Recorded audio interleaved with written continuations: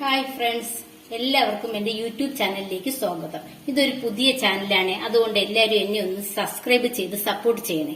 എല്ലാവർക്കും ഉണ്ടാക്കാൻ അറിയാവുന്ന ഒരു ഡിഷ് തന്നെയാണ് ഇന്ന് ഞാൻ ഉണ്ടാക്കുന്നത്. എങ്കിലും എന്റേതായ ഒരു സ്റ്റൈലിൽ ഞാൻ ഉണ്ടാക്കുന്നു. ആർക്കെങ്കിലും അറിയാത്തവരുണ്ടെങ്കിൽ ഒന്ന് കാണാം.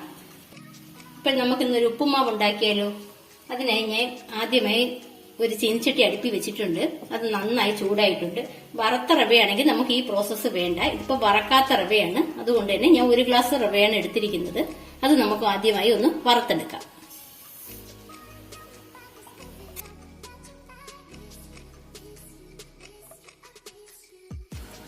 അപ്പൊ ഈ റവ നന്നായി ചൂടായിട്ടുണ്ട്. ഇത് മതി, അല്ലാതെ നല്ല ബ്രൗൺ കളറൊന്നും ആവണ്ട. ഇനി നമുക്കിത് കോരി മാറ്റി വയ്ക്കാം.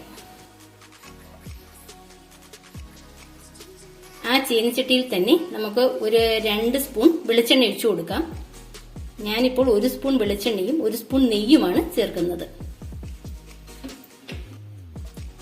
നെയ്യ് ഇഷ്ടമില്ലാത്തവർ വെളിച്ചെണ്ണ മാത്രം ചേർത്താൽ മതി.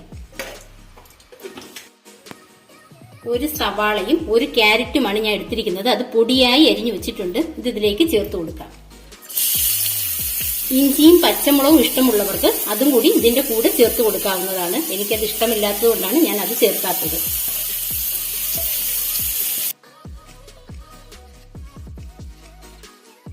ഇതിനാവശ്യത്തിനുള്ള ഉപ്പ് ചേർത്ത് കൊടുക്കാം. ഇതിന്റെ പച്ച ചിറയൊന്ന് മാറിയാൽ മതി. ഇത് നന്നായി വഴലയൊന്നും വേണ്ട.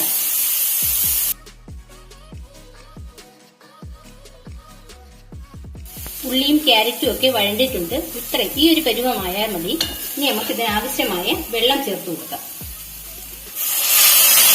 ഒരു ഗ്ലാസ്സിന് 1 ഗ്ലാസ് റവയാണ് എടുത്തത്, അതുകൊണ്ട് തന്നെ 1 ഗ്ലാസ് വെള്ളവും ഞാൻ ചേർത്തിട്ടുണ്ട്. ഈ വെള്ളം നന്നായി തിളക്കിയിട്ട് ഇപ്പോൾ നമുക്ക് റവയ്ക്ക് ആവശ്യമായ ഉപ്പൊക്കെ ഉണ്ടോ എന്ന് നോക്കണം. ഈ വെള്ളത്തിന് ആവശ്യമായ ഉപ്പുണ്ടെങ്കിൽ അത് കറക്റ്റ് ആയിരിക്കും. അതുപോലെ തന്നെ തേങ്ങ വേണമെങ്കിൽ ഈ സമയത്ത് നമുക്ക് ചേർക്കാവുന്നതാണ്. അപ്പോൾ കുറച്ചും കൂടി ടേസ്റ്റ് കിട്ടും. ഞാനിപ്പോൾ തേങ്ങ ചേർക്കുന്നില്ല.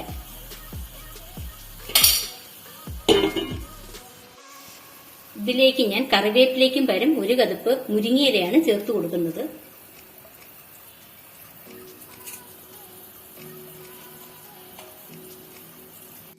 വെള്ളം നന്നായി തിളച്ചിട്ടുണ്ട്. ഇതിലേക്ക് വറുത്ത് വെച്ചിരിക്കുന്ന റവ ചേർത്ത് കൊടുക്കാം.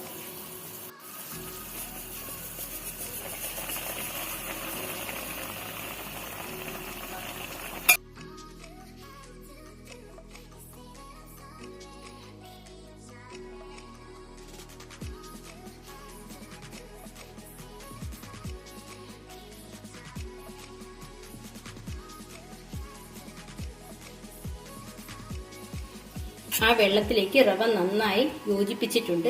ഇനി നമുക്കിത് ഒരു 5 മിനിറ്റ് ലോ ഫ്ലെയിമിൽ അടച്ചു വെച്ച് വേവിക്കാം. 5 മിനിറ്റ് ആയിട്ടുണ്ട്. ഇനി ഇത് നമുക്ക് തുറന്നു നോക്കാം.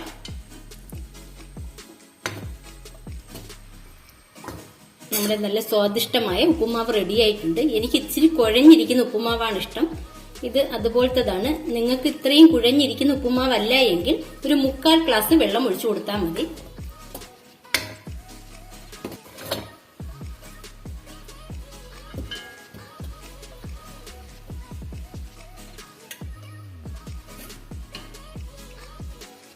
അങ്ങനെ വളരെ എളുപ്പത്തിൽ നല്ല സ്വാദിഷ്ടമായ ഉപ്പുമാവ് റെഡിയായിട്ടുണ്ട്.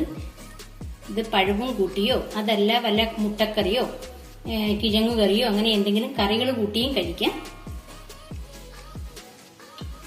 ഈ റെസിപ്പി എല്ലാവരും ഒന്ന് ട്രൈ ചെയ്ത് നോക്കണേ. ഇനി എന്റെ ഈ വീഡിയോ ഇഷ്ടപ്പെട്ടുവെങ്കിൽ എല്ലാവരും എന്നെ ഒന്ന് സബ്സ്ക്രൈബ് ചെയ്ത് സപ്പോർട്ട് ചെയ്യണേ.